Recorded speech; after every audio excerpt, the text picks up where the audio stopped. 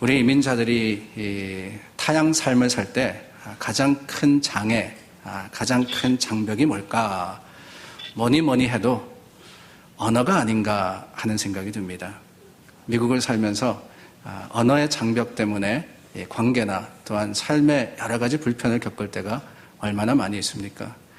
직장만이 아니라 가정에서도 우리 자녀들과의 관계 속에서도 사실 이 언어 장벽이라 하는 것은 참 관계를 힘들게 하는, 소통을 힘들게 하는 큰 문제가 아닐 수 없습니다. 미국에 이민 오셔가지고 사시면서 언어 때문에 일어났던 에피소드가 얼마나 많이 있습니까? 어떤 분이 아파트에 사셨는데 밤 10시쯤인가 바깥에서 동네 애들이 농구를 하더랍니다.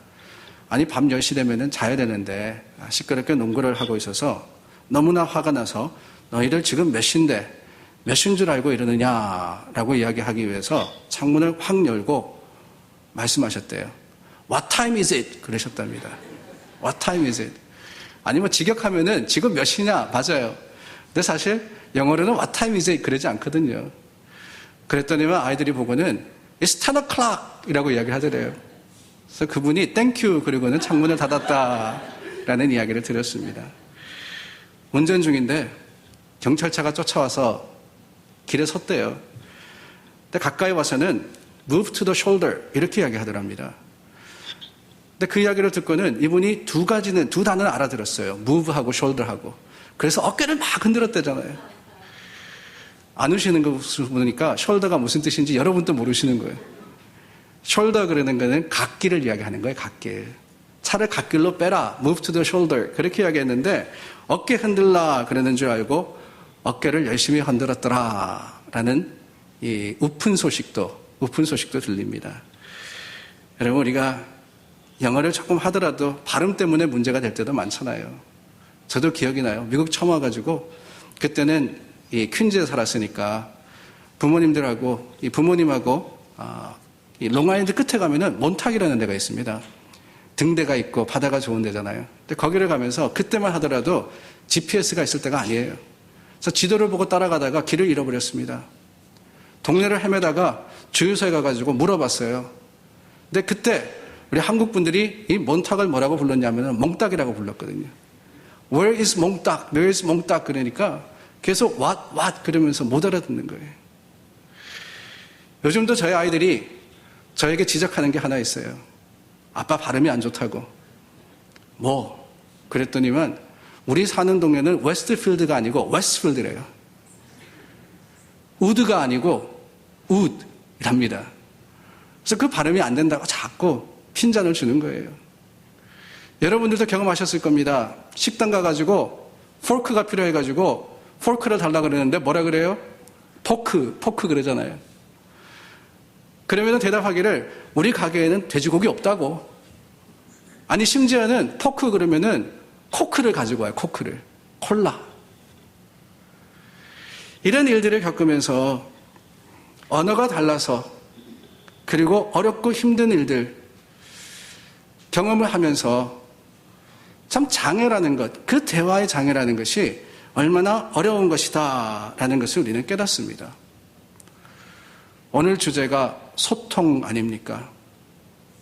소통의 사전적인 의미는 오해가 없도록 뜻을 서로 통하는 것을 의미합니다. 트이고 왕래하는 것.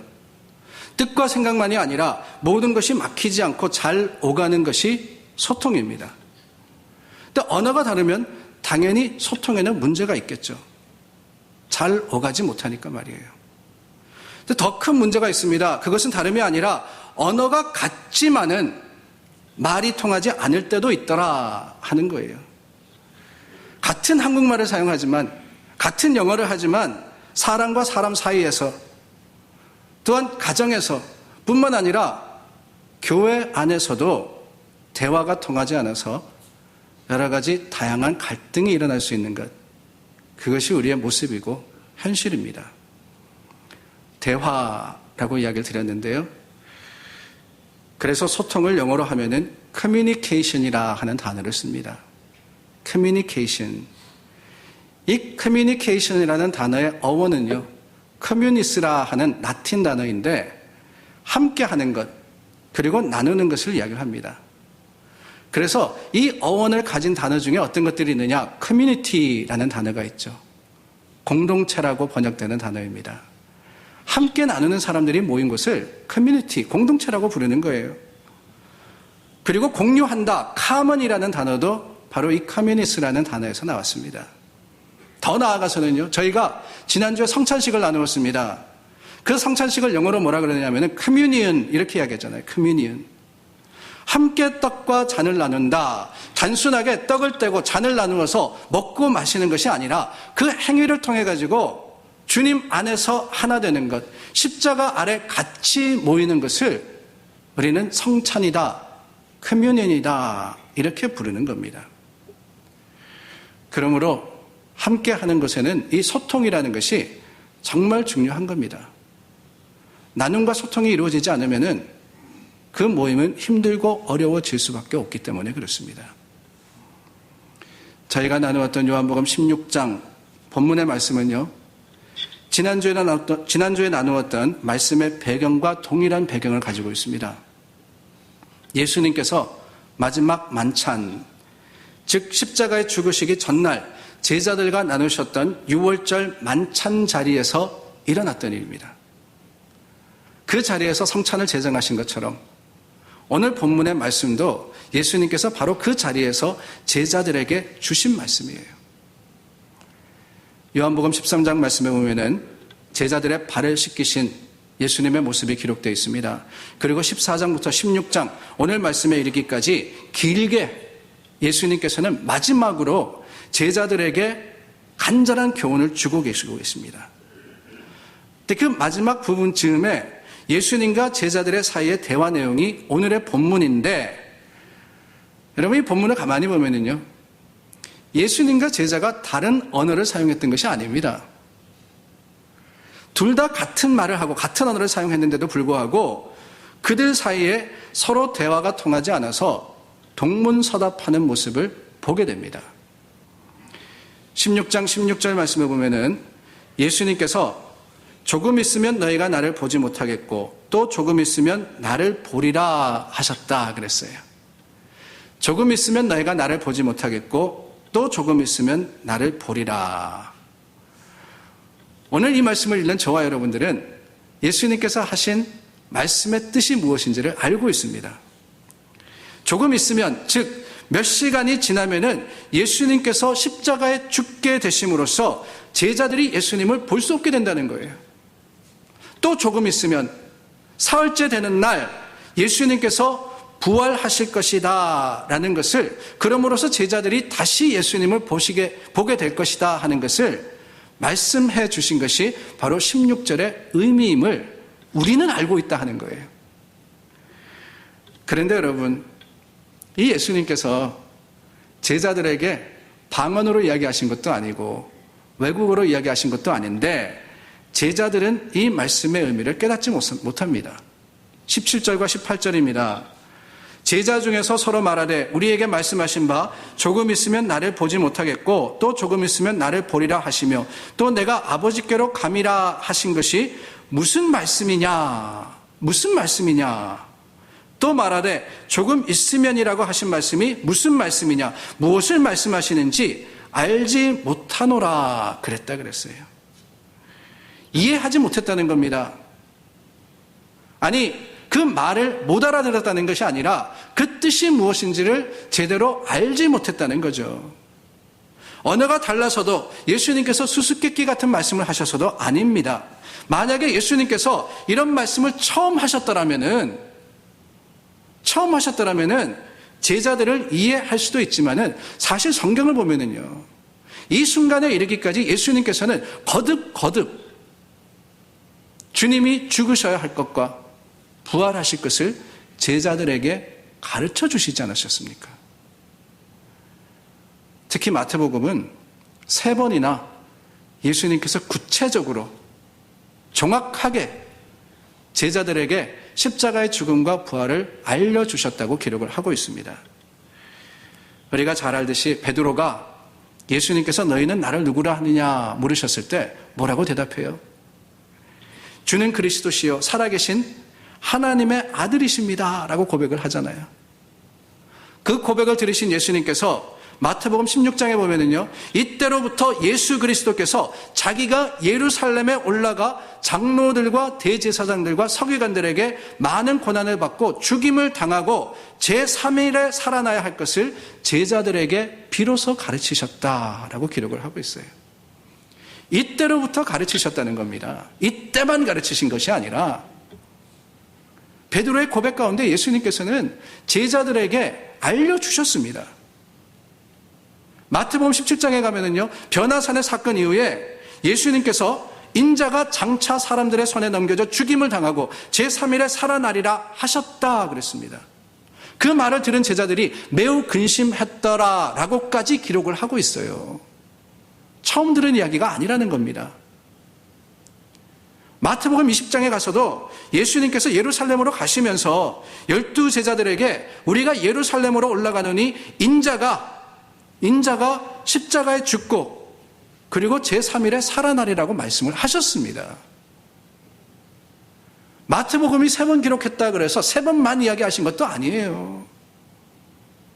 제자들에게 죽임을 당하고 3일에 부활하실 것을 거듭거듭해서 가르치셨음에도 불구하고 통역이 필요한 것도 아니며 또 다른 설명이 필요한 것도 아니었지만은 그 예수님의 말씀을 제자들은 이해를 하지 못했던 거예요. 왜 그랬을까? 그 이유가 있습니다. 언어가 같다 그래서 소통이 잘 되는 것은 아니지 않습니까? 영어에 대해서 말씀을 드렸는데요. 이민자로 살아가는 우리가 아무리 영어를 잘해도 말이 통하지 않을 때가 있습니다. 언어 장벽만이 아니라 문화와 이해 장벽이 있기 때문에 그래요. 영어 배울 때 제가 생각하는 실력의 단계가 있습니다. 어느 정도 영어를 알아들 정도가 되면은요, 왜 TV에 보면은 시캄이라는 거 있죠. 시츄에이션 카메디라 그래서 미국에 딱 30분짜리 그 30분짜리 드라마가 있습니다.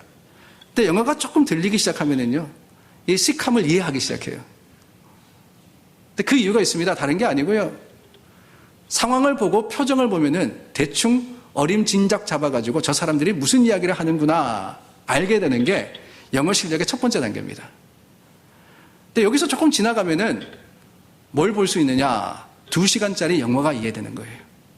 극장에 가도 옆에 서브타이틀이 없어도 이게 무슨 시츄에이션이구나, 이게 무슨 내용이구나 알아들을 정도가 되면 영어가 조금 더 올라간 거예요. 근데 그 다음에 어렵습니다. 그리고 난 다음에 영어 실력이 늘면은 그때 이해되는 게 뭐냐면요, 뉴스입니다. 뉴스. TV나 라디오의 뉴스를 들으면은 저 사람이 무슨 이야기를 하구나 하는 것이 이해되기 시작하는데, 그러기 위해서 필요한 게 뭐냐면요, 상황을 알아야 돼요. 도대체 이 나라에 무슨 일이 일어나고 있다, 무슨 사건이 있다 하는 것을 어느 정도 알게 되면, 그 문화를 이해하게 되면은 뉴스가 들리기 시작하는 겁니다. 근데 가장 어려운 게 있습니다. 영어 배우면서 가장 어려운 단계가 뭐냐? 다른 게 아니고요, 영어에 보면 스탠드업 코미디라는 게 있습니다. 한 사람이 나와가지고 코미디 하는 거예요.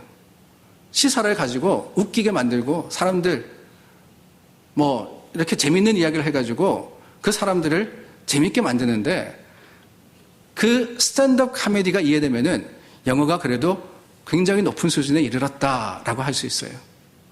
왜냐하면은 문화를 이해하지 못하면은 코미디는 이해하지 못하기 때문에 그렇습니다. 그럴 때가 있잖아요.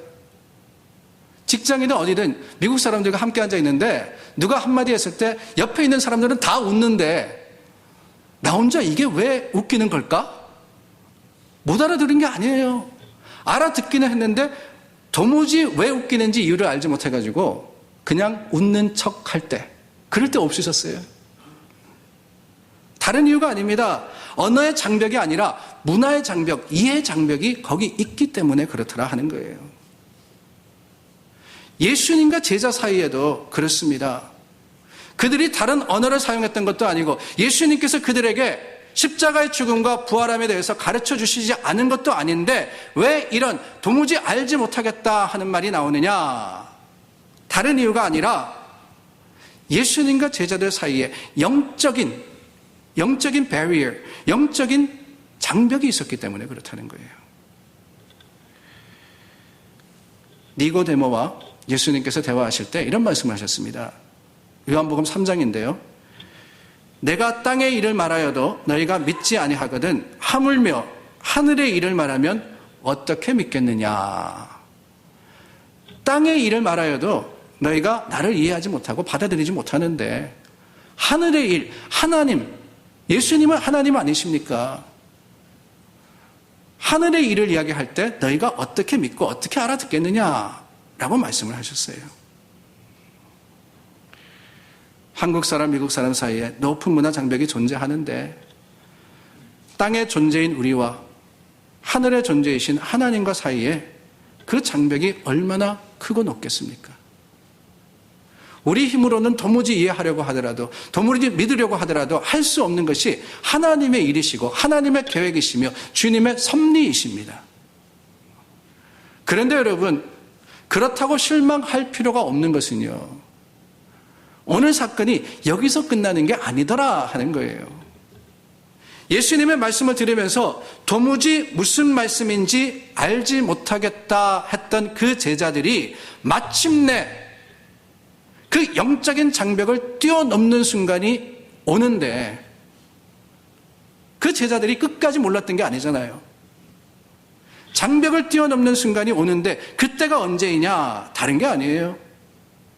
말씀대로 예수님께서 십자가에 죽으셨다가 다시 부활하신 바로 그때 직접 체험해 보니까 이해가 되는 거예요. 하늘의 일을 지식으로는 받아들이지 못했습니다. 도무지 이해하지 못했습니다. 그러나 그 장벽을 뛰어넘어서 하나님을 이해하고 하나님의 말씀을 깨닫게 된 순간은 다른 것이 아니라 체험으로서 직접 만나고 부활하신 예수님을 만날 뿐더러 그 예수님의 거룩하심을 맛보았을 때 그 순간에 조금 있으면 너희가 나를 보지 못하겠고 또 조금 있으면 나를 보리라 하는 의미가 분명하고 확실하게 깨달음으로써 다가왔던 거예요. 그런데 여러분, 여전히 문제는 있습니다. 예수님의 이 말씀을 들었던 제자들은 그래요. 체험으로서 깨달았습니다. 그런데 예수님께서 승천하신 후에 예수님을 믿게 된 사람들은 그렇다면 어떻게 말씀을 이해하고 말씀을 받아들였을까? 직접 주님을 만난 게 아니지 않습니까? 근데 사도들이, 제자들이 복음을 전하면서 그 복음을 들은 사람들이 예수님을 믿게 되고 구원에 이르게 되었다라고 성경은 기록을 하고 있거든요. 그 사람들은 어떻게 하나님의 성육신과 삶과 죽음과 부활과 생명에 대해서 알게 되었고 이해하게 되었으며 받아들이게 되었느냐? 가만 생각해 보면은 정말 황당한 일 아닙니까, 여러분? 직접 목격한 사도들이야 사람이 죽었다가 살아났다는 거 예수님을 통해서 체험했기 때문에 이해한다 치더라도 누가 나한테 와가지고 예수라는 사람이 십자가에 죽었다가 사흘째 되는 날 살아나셨습니다 라고 이야기한다면은 이게 믿어지겠느냐 하는 거예요. 대화가 되겠느냐는 거예요. 예수님 죽음 이전에 말씀을 듣고도 깨닫지 못했고 믿지 못했던 소통의 문제는 저리 가라 치더라도 죽었던 사람이 살아났다라는 것을 우리가 이성적으로 또한 지식적으로 어떻게 받아들일 수 있으며 소통이 되겠느냐 하는 거죠. 그런데 여러분, 놀라운 것은 수많은 사람들이 바로 그것을 아멘으로 믿더라는 거예요. 아멘으로 믿더라는 거예요.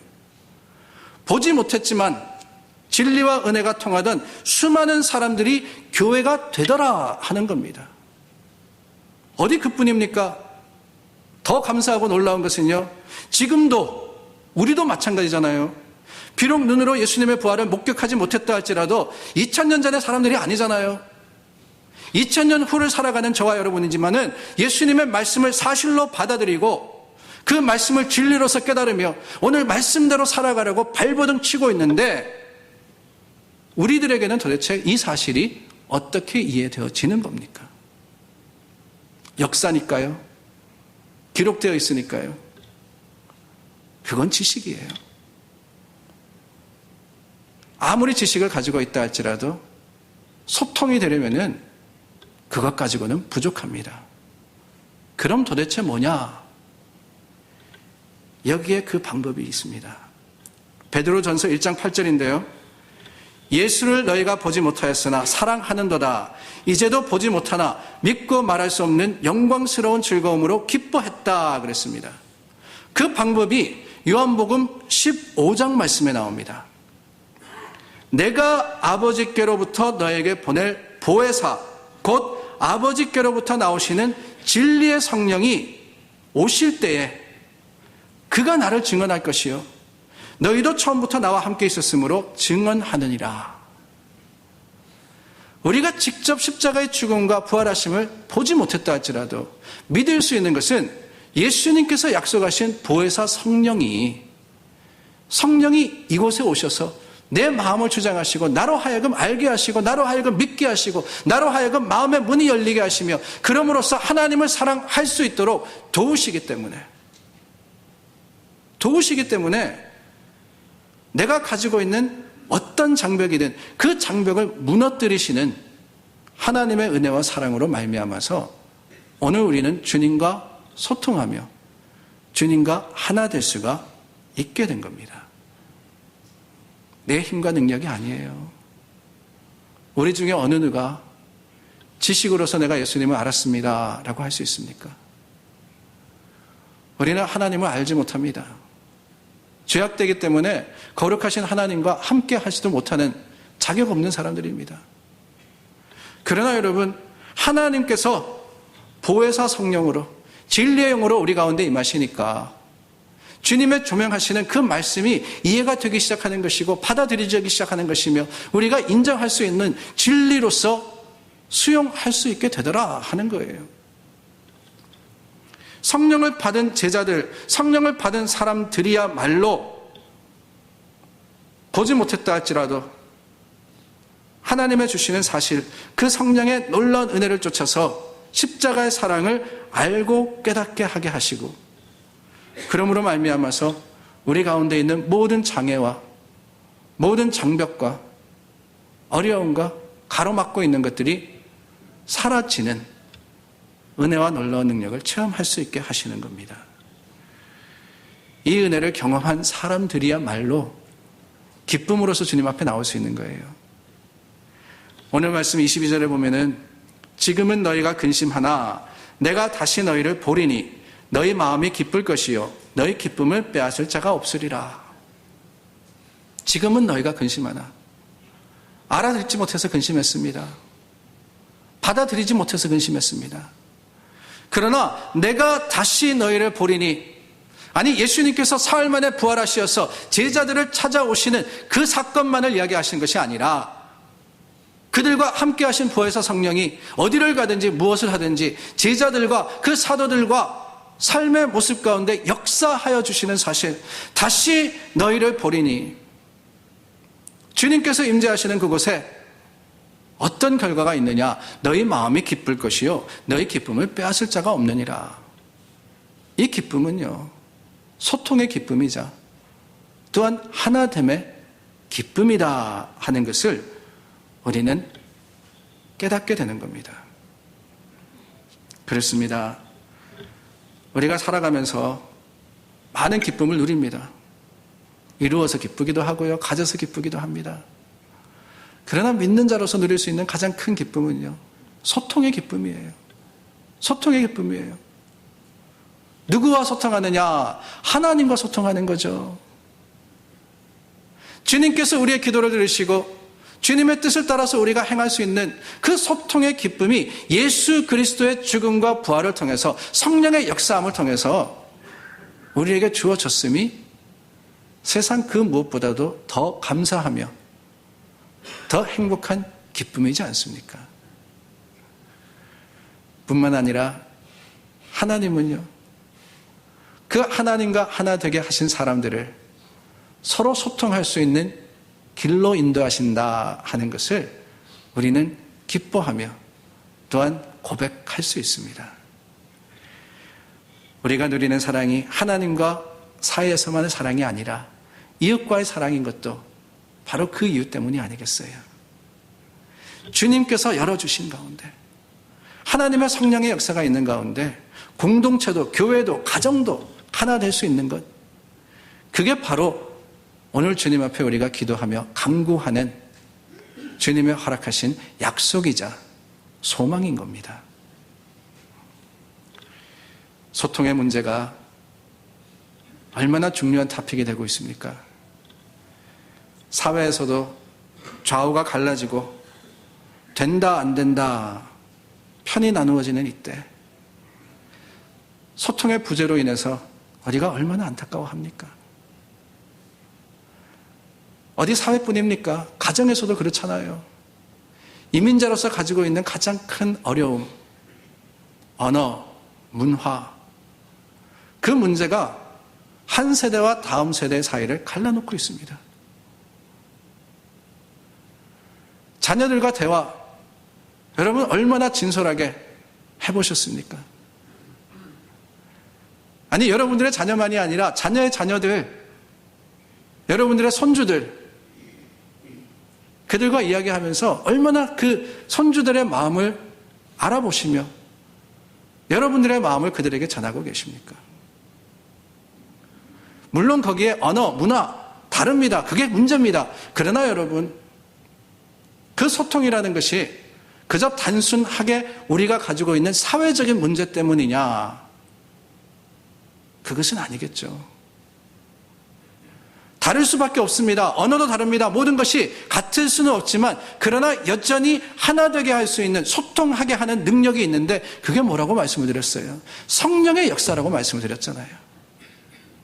그렇다면 우리가 가지고 있는 세대 간의 소통이라는 것, 세대 간의 대화라는 것은 말로 하는 것이 아니라 기도로서, 축복으로서 할 수 있는 것 아니겠습니까?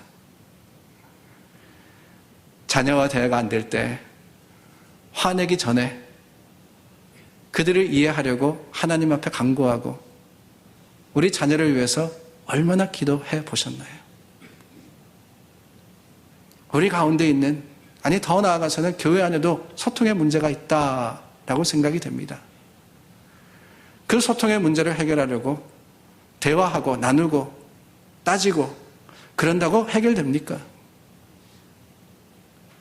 점점 더 멀어지기만 하더라고요. 그게 아니라 우리 가운데 있는 이 문제를 하나님 앞에 함께 가지고 나가서 같이 기도하고 같이 눈물 흘리며 하나님께서 하나 되게 하시는 그 성령의 능력을 의지함으로써 우리가 서지 않으면 아무리 주님의 몸된 교회라 할지라도 고린도전서에 말씀하시는 것처럼 이 지체가 저 지체를 가지고 따지고 재고 탓하기만 하지 한 몸이라는 것을 깨닫지 못하는 잘못을 범할 수밖에 없는 겁니다. 우리가 교회를 이야기하면서 신앙의 공동체다라는 말을 많이 하지 않습니까? Community of faith. 말씀드린 대로 커뮤니티라 하는 것은 그저 모인다고 이루어지는 것이 아닙니다.